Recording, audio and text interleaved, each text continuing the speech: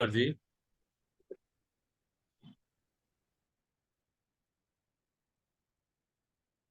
आज का विषय लिया गया है कि हम आस्तिक हैं कि नहीं।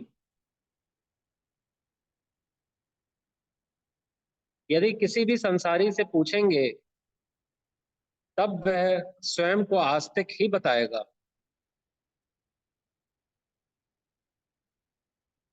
आस्तिक कौन होता है?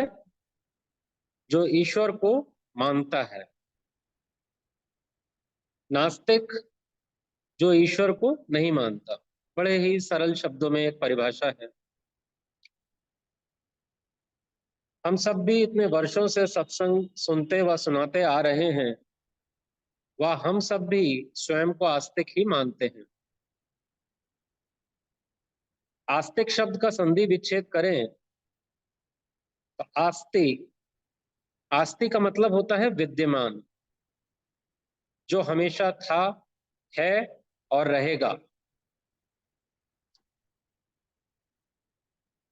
तो सोचने की बात यह है कि क्या चीज ऐसी है जो हमेशा से थी, है और रहेगा? वो ईश्वर।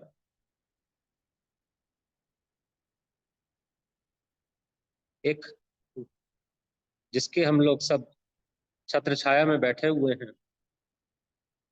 अगर लक्षण की बात करी जाए कि आस्तिक कौन है और नास्तिक कौन है, तो एक सत्स्वरूप का विश्वासी या अभ्यासी होना, महाराज जी ने बताया, उसको आस्तिक कहते हैं। इसके उलट जो ग्रहों की, प्रेत की व भूत की पूजा करता है, उसे नास्तिक कहते हैं।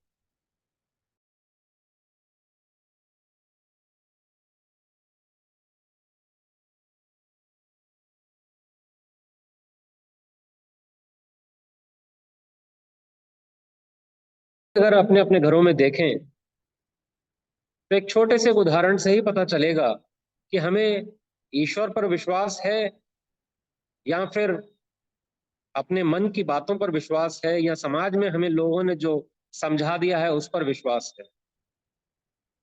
घर में एक छोटे बालक की तबीयत अगर यदि खराब हो जाए तो माँ कितनी चिंतित हो जाती है। उसका मोह ममता है, उसमें चिंता उसका होना लाजमी भी है। हमने देखा है कि वो बच्चे का कष्ट को दूर करने के लिए कभी लोटे में जल लेकर उसके चारों तरफ घुमाते हैं, या कुछ दिए बाती जलाती हैं, जिससे कि जो संकट है उस पर वो दूर हो जाए। माने विश्वास उस दिया बाती पे है, उस जल पर है। कितनी ही बार ये क्रिया की जा चुकी है, लेकिन बच्चा बार बार बीमार पड़ रहा है। इस बात पर विश्वास नहीं कि जो हो रहा है वो ईश्वर हुक्म में हो रहा है। प्रयास करना है, बेहतर से बेहतर इलाज देना है, वो अपनी जगह।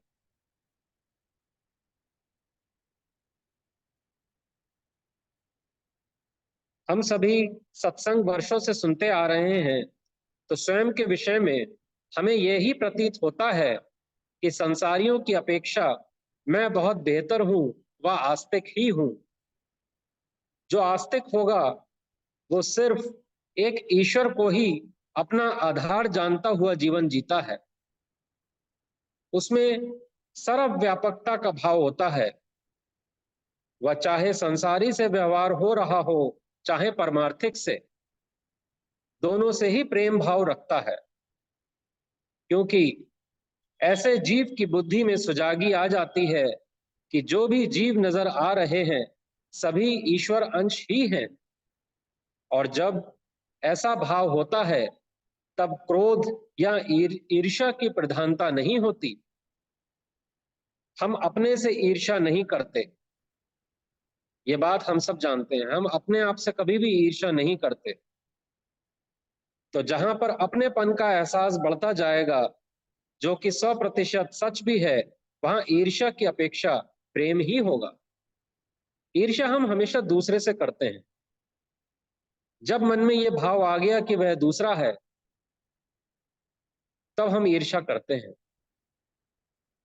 जब ये भाव हो कि वो मेरा अपना ही है, तब ईर्ष्या कैसे कर सकते हैं? अभी हमारे जीवन में किस किस का विश्वास व निर्भरता बनी हुई है, हमें पता है। और जब तक संसारी निर्भरता है, तब तक भय बना रहता है। इसलिए जीवन पूर्ण रूप से निर्भय हो जाए, उसके लिए सिर्फ एक ईश्वर का आसरा मानते हुए चलना होगा। और इस प्रकार का जीवन ही असली आस्तिकता की पहचान है। कभी कभी मन में आ जाता है कि वो ईश्वर जिसके विषय में बात की जा रही है, दिखते तो है नहीं, कैसे पूर्ण विश्वास करें? इस बात को समझने के लिए महाराज जी का एक वचन आपके समक्ष रख रहा हूं। हमें ये सोचना होगा कि हम ईश्वर विश्वास के किस लेवल पर हैं। ईश्वर विश्वास की अलग अलग सीढ़ियां बताई हुई हैं। महाराज जी ने कहा, प्रेमी जी, विश्वास की 5 अवस्थाएं होती हैं। पहली अवस्था में मनुष्य अपने शरीर के भोगों पर एकमात्र विश्वास करता है, अर्थात भोगों के सामान को एकत्र करने के वास्ते हर प्रकार की खोज धारण करता है और तमाम जीवन उचित और अनुचित को एक तरफ रखकर भोगों के साधन इकट्ठा करने में ही लगा देता है। इस प्रकार के मनुष्य अधिकतर मिलेंगे। विश्वास की दूसरी सीढ़ी कह रहे हैं, दूसरे विश्वास की अवस्था यह है कि भोगों की उचित प्राप्ति पर विश्वास किया जाता है, अर्थात भोगों की प्राप्ति तो मनुष्य चाहता ही है, परंतु उसकी बुद्धि जायज और नाजायज को समझती है और नाजायज को छोड़कर उचित पर अपने आप को टिकाती है। यह अवस्था विश्वास की पहली हालत से ऊंची है और इस प्रकार के व्यक्ति कम देखने में आते हैं। तीसरी अवस्था विश्वास की यह है कि भोगों को नाशवान समझकर उनसे घृणा करना। इस प्रकार के विश्वास की अवस्था के व्यक्ति सब प्रकार के भोगों से वैराग्य रखते हुए उनसे ऊपर उठने की चेष्टा करते हैं। इस प्रकार के व्यक्ति बहुत कम दृष्टि में आते हैं। चौथी सीढ़ी विश्वास की यह है कि एकमात्र परमात्म सत्ता पर ही दृढ़ता रहती है। इसके विपरीत और जो कुछ भी नजर आता है, वह इनके विश्वास की सीमा से बाहर होता है। इस प्रकार के व्यक्ति बहुत ही कम नजर आते हैं। पांचवी अवस्था विश्वास की यह है कि ऐसा व्यक्ति जो परमात्म सत्ता पर ही दृढ़ आस्था रखता है, वह होनी ना होनी सब उसकी आज्ञा में देखता है और देह धर्म करके जो कुछ भी सुख दुख उस पर आ पड़े, वह उसे सहन करता है। इस विश्वास को धारण किए हुए व्यक्ति लाखों में उंगलियों पर गिनने लायक होते हैं। प्रेमी जी, पुख्ता यकीन अपने जीवन में प्राप्त करो तो तुम्हारा कल्याण अवश्य हो जाएगा। माने सतमार्गी को यह हर वक्त ध्यान रखना होगा कि अभी वो विश्वास की किस सीढ़ी पर है। सत्संग के वचनों को ध्यान से न उठाने पर हम अपना नुकसान भी कर बैठते हैं। हमें पता नहीं होता है कि अभी हम किस विश्वास के लेवल पर हैं, इसीलिए हम कभी कभी धोखा खा जाते हैं। एक उदाहरण के तौर पर, एक बार एक शिष्य ने अपने गुरुजी से सुना कि हाँ, सर्व व्यापकता होती है, सब में ईश्वर को ही देखो। ऐसा जानकर वो अपना जीवन निर्वाह करता रहा। एक दिन वो जा रहा था तो रास्ते में देखा एक हाथी के ऊपर एक महावत बैठा हुआ चला आ रहा है और उस हाथी उसके नियंत्रण में नहीं था। हाथी तेजी से उसकी ओर चला आ रहा था। उसको महावत ने कहा कि हट जाओ वरना हाथी तुम्हें कुचल देगा। उसको गुरु की बात याद आई कि सब में ईश्वर ही होता है, तो उसने अपनी जगह न बदली। इसका हुआ ये कि उस हाथी ने उसको कुचला और उसका शरीर जीर्ण शीर्ण हो गया, बहुत चोटें खाई। तब वो गुरु के पास दोबारा गया और कहता कि आपने तो कहा था कि सब में भगवान ही होते हैं, मैं तो उसको भगवान स्वरूप ही देख रहा था। अब गुरु क्या कहते हैं ये सुनने की बात, गुरु कहते हैं कि क्या तुमसे महावत ने कुछ कहा था? तब उसे याद आया कि हाँ, महावत ने कहा था कि रास्ते से हट जाओ वरना यह हाथी तुम्हें कुचल देगा। बोले मूर्ख, तुझे हाथी में ईश्वर नजर आया, महावत में ईश्वर नजर नहीं आया। महावत की बात को सुन लिया होता तो तेरी ये दशा ना हुई होती। तो हम भी ऐसे ही करते हैं। सत्संग में हमारा किस लेवल पे हमारी विश्वास खड़ा हुआ है ईश्वर पर, ये बात महाराज जी ने 5 पॉइंट्स से हमें क्लियर करी है। हम किस लेवल पर हैं उसके हिसाब से सतमार्ग का राह तय करना है। हमारे में व एक संसारी में बहुत फर्क नहीं, यदि सही बुद्धि विवेक जागृत नहीं की तो। एक संसारी भी मंदिर गुरुद्वारे आदि जाकर स्वयं को आस्तिक मानता है, ऐसे ही हम भी सत्संग आकर स्वयं को आस्तिक समझ बैठते हैं। यदि पूर्ण रूप से ईश्वर विश्वासी होते तो स्वयं सोचिए कि क्या यह शिकायत उठ सकती है कि सिमरन में मन नहीं लग रहा, सत्संग में समय से नहीं आ पा रहा, स्वाध्याय करने का वक्त नहीं मिल रहा। सच तो यह है कि प्राथमिकता आज भी हमारे लिए संसार ही है। बस मन में यह रहता है कि संसारिक कार्यों की सफलता के लिए गुरु कृपा बनी रहे। महाराज जी कहते हैं जीवन शक्ति जिससे हम सभी जीवित हैं, सिर्फ एक उसका विश्वासी होना आस्तिकपन कहलाता है। महाराज जी के सभी वचनों के आधार पर हम अपना अपना अवलोकन करते रहें कि हम आस्तिक हैं या नहीं। असली गुरु भी वह ही है जो हमें स्वयं को व ईश्वर को जानने के यत्न हमें सिखलाए, जो हमारे विकारों के विषय में बतलाए और उनसे छूटने का उपाय भी बताए। महाराज जी का एक वचन आपके सामने रख रहा हूं। कहते हैं जो आत्मा को साखी समझकर सत्कर्म करता है और सब ईश्वर आज्ञा में देखता है, वह ही आस्तिक है। जो मान मद को धार कर हर वक्त स्वार्थ में मुस्तगर्क रहता है और कई तरीका के मंत्र साधन करता है, वह नास्तिक है और पाखंडी है। आत्म तत्व का जानना असली ज्ञान है और आत्म तत्व से मुनकर होना असली नास्तिकपन है। जो आत्म उन्नति का जतन करता है वह ही आस्तिक है। जो पुरुषार्थ को छोड़कर देवी देवताओं के आश्रय रहता है वह ही नास्तिक और अज्ञानी है। तो हमें देखना होगा कि हम किस लेवल पर हैं। सत्पुरुषों और अवतारों या असली गुरु से यह सीखना चाहिए कि कैसे उन्होंने स्वयं का जीवन जिया है व वो हमसे क्या करने को कह रहे हैं। यदि हम इस प्रकार की धारणा रखकर चलते हैं तो यह भाव हमें आस्तिकता की ओर ले जाने वाला भाव है। वह इन सत्पुरुषों की सिर्फ पूजा करना, माथा टेकना हमारा कोई भला नहीं हो सकता, यह निश्चय हमारा होना चाहिए। आस्तिक होने के क्या फायदे हैं? हम सब कहीं ना कहीं तमोगुण में ग्रस्त थे, तमो से धीरे धीरे रजो की ओर बढ़ रहे हैं और पुरुषार्थ सही दिशा में करते रहे तो निश्चित ही एक दिन मन हमारा सतोगुणी हो ही जाएगा। और जब इस प्रकार की हमारी जीवन शैली होगी तब हमसे सत्कर्म ज्यादा होंगे व मन में हमारे चैन बढ़ता जाएगा। तो आस्तिक होने का फायदा यह है कि यदि सतोगुण अवस्था में भी प्राण त्यागने पड़े तो जीवन सार्थक जानिए। परंतु वह यात्रा अभी पूरी नहीं हुई होगी। क्यों?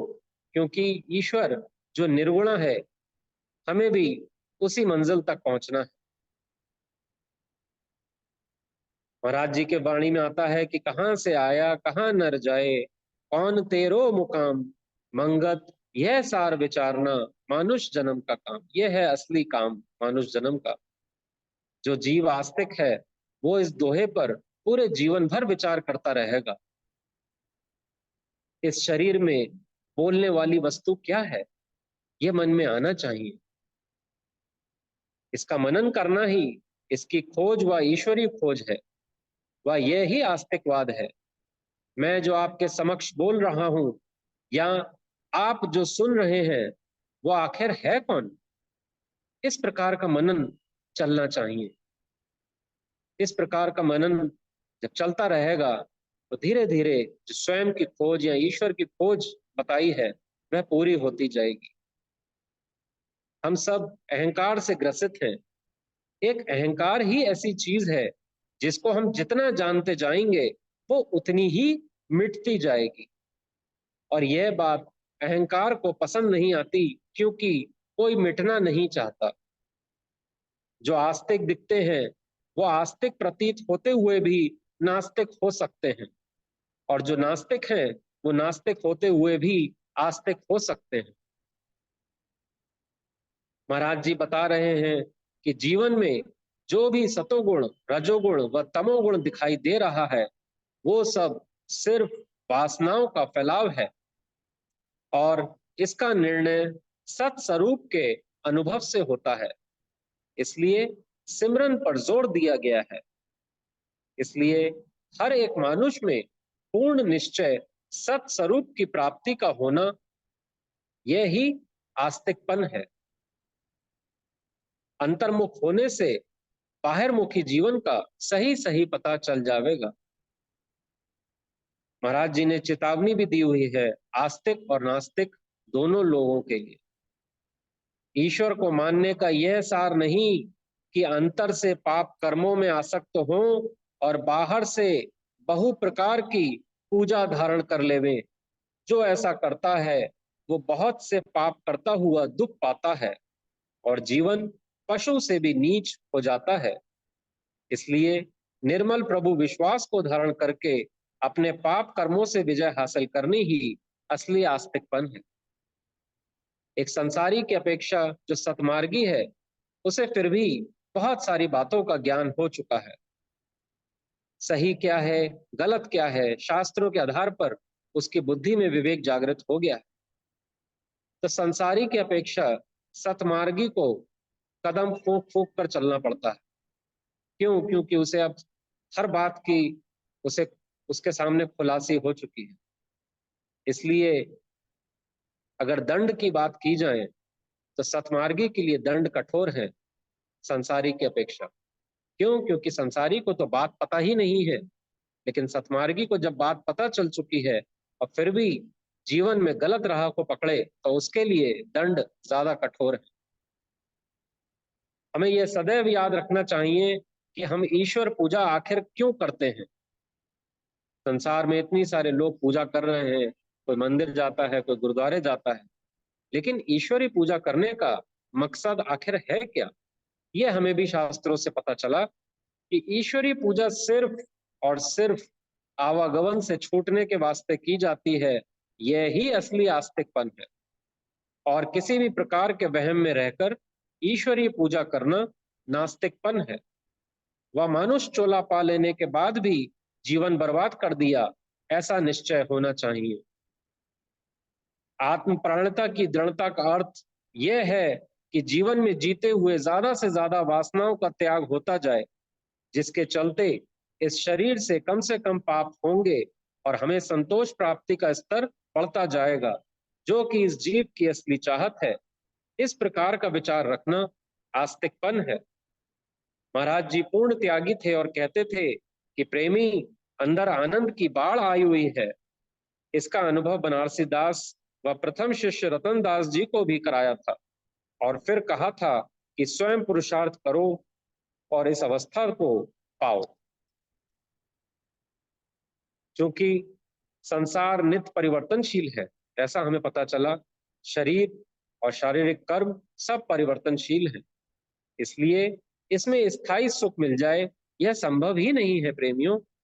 इसलिए इस शरीर को व समस्त संसार को चलाने वाली शक्ति का पूरे जीवन मनन करना और प्रकृति के नियमों के अनुसार जीवन जीना, यह असली आस्तिकवाद है।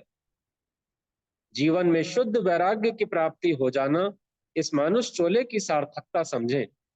शुद्ध वैराग्य यही है कि जो चीज नाश होने वाली हो, जिसमें दुख हो, उससे प्रतीत नहीं रखनी, और जो सत्य है, जो हमेशा था, है और रहेगा, उसकी खोज में दृढ़ रहना, यही असली आस्तिकपन है। हम स्वयं भी सोचें कि हमारा स्वयं का शरीर और हमारे अपने वालों का शरीर ये नाशवान है, ये सत्य नहीं है। तो आखिर सत्य है क्या? सत्य इस देह में जो ये आवाज निकल रही है, जिसका ना कोई नाम है ना रूप है, वह सत्य है। वो पहले भी था, अभी भी है और आगे भी रहेगा। उसकी खोज करने में ही हमारी असली खुशी है। वाणी में आया, तन परे इंद्री विकार, इंद्री परे मन विस्तार, मन परे बुद्धि ठहराई, बुद्धि परे रतन सुखदाई। इस विचार को याद रखना आस्तिकपन है। हम सब इंद्रियों की गुलामी में खड़े हुए हैं, इंद्रियों के भोग हमें अच्छे लग रहे हैं। हमें पहुंचना कहाँ है? कह रहे हैं कि बुद्धि परे रतन सुखदाई। धीरे धीरे इस देह प्राणता से आप बढ़ते हुए आत्म प्राणता की ओर जाना है। इस प्रकार के जीवन को आस्तिकपन कहा गया है। हमारी एक समस्या और यह भी है कि हमने स्वयं को ही कर्ता माना हुआ है, जबकि शास्त्र इस बात का निर्णय दे रहे हैं कि ईश्वर ही कर्ता व हर्ता है। इस बात को जानकर अपने कर्तापन, अभिमान का त्याग करना चाहिए। यह सोच आस्तिकवादी मनुष्य की होनी चाहिए। यदि हमारा कर्तापन या अहंकार बहुत बड़ा हुआ है, तब अति मलिन वासनाएं पैदा होती हैं और अति मलिन कर्म करवाती हैं। इसलिए इस मार्ग पर चलते हुए जैसे जैसे बुद्धि में बल आता जाता है, तब तब औरों को छोड़कर अपना आत्मचिंतन बढ़ता जाता है। कबीर साहब का भी दोहा है, बुरा जो देखन में चला, बुरा न मिलिया कोई, जो दिल खोजा आपना, मुझसे बुरा न कोई। जितने भी लोग आपको ऐसे दिख रहे हैं जिनसे ईर्ष्या हो रही है, जिन पर क्रोध आ रहा है, जब अपना दिल खोजने चलेंगे, तब इन सब से आपका ईर्ष्या, क्रोध, द्वेष सब खत्म होता चला जाएगा। क्यों? क्योंकि आपको स्वयं में ही त्रुटियां नजर आने लग जाती। कहा भी गया कि दीर्घ काल करिए सत्संगा, क्योंकि दीर्घ काल हमने कुसुंग किया हुआ है। दीर्घ काल से कुसंग किया हुआ है, इसलिए दीर्घ काल सत्संग करना ही पड़ेगा। पृथ्वी, अग्नि, जल, वायु, आकाश, यह कोई भेदभाव नहीं करती, सिर्फ अपना फर्ज निभा रही हैं। ये मनुष्य को सिखा रही हैं कि तुम्हें क्या करना है। मनुष्य को भी किसी से बैर रखने का क्या मतलब, उसको भी अपना फर्ज जानकर जीवन जीना है। इस प्रकार का विचार, इसको आस्तिकपन कहा जाता है। संसार में जीवन जीते हुए जितना भी यत्न प्रयत्न कर रहे हैं, वो सब कुछ इस शरीर के माध्यम से ही पूरा हो पा रहा है। जो जो ड्यूटी बनती है, वो निश्चित तौर पर करनी पड़ेगी। हम चाहें या ना चाहें, प्रारब्ध इतना बलवान है कि जो कार्य इस शरीर से होने हैं, वो होकर ही रहेंगे। शरीर एक नाशवान वस्तु है, यह बात निश्चय से बैठ जानी चाहिए। इस संसार में जितनी भी क्रियाएं की जा रही हैं, उसका परिणाम सुख व दुख रूप में सामने आता रहता है। हमारी समस्या यह है कि इन सुखों व दुखों से हम या तो बहुत खुश होते हैं या बहुत दुखी हो जाते हैं। आस्तिक होने का अर्थ यह है कि इन दोनों हालतों में अपने को स्थिर रखना है। संसारिक खुशी या दुख में डूब नहीं जाना है। आसक्ति भाव को खत्म करना है। जो हो रहा है उसको ईश्वर हुक्म में देखें। इसका अर्थ यह भी नहीं कि अगर कुछ गलत होता देखे तो हाथ पर हाथ रखकर बैठे रहे।